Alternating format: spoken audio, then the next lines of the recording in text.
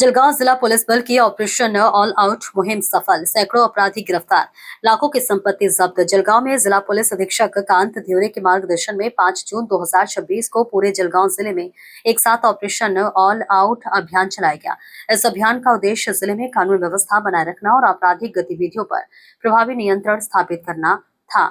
इस विशेष अभियान में जिले के सभी पुलिस थानों, स्थानीय अपराध शाखा, विशेष टीमों तथा यातायात शाखा के अधिकारियों एवं कर्मचारियों ने सक्रिय रूप से भाग लिया। जिले के विभिन्न स्थानों पर नाकाबंदी कर संदिग्ध व्यक्तियों, वाहनों और अपराधियों की गहन जांच की गई।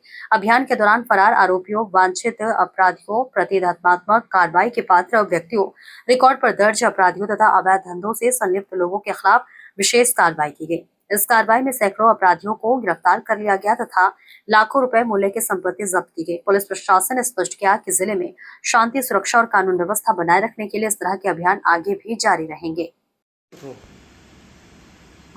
दिनांक 5 रोजी जळगाव जिल्ह्यामध्ये आपण एक विशेष ऑपरेशन ऑल आउट ही मोहीम राबवली।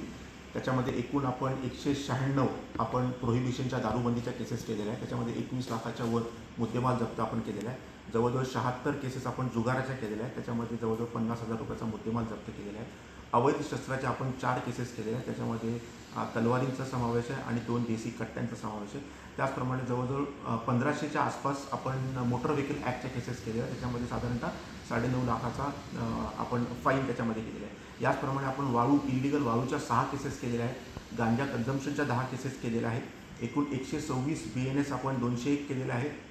129 BNS आपण एकूण 17 केसेस केलेल्या आहेत। कोटपा कायद्याअंतर्गत आपण 203 केसेस काल केलेल्या आहेत। 2 पाहिजे असलेले आरोपी याच्यामध्ये आपण पकडण्यात आलेले आहे। 5 तडीपार ज्यांना केलेलं होतं ते पुन्हा इथे आले म्हणून 5 तडीपारावर देखील आपण कारवाई केली आहे। त्याचप्रमाणे जवळजवळ 100च्या आसपास आपण वॉरंटची तामिली देखील केलेली आहे।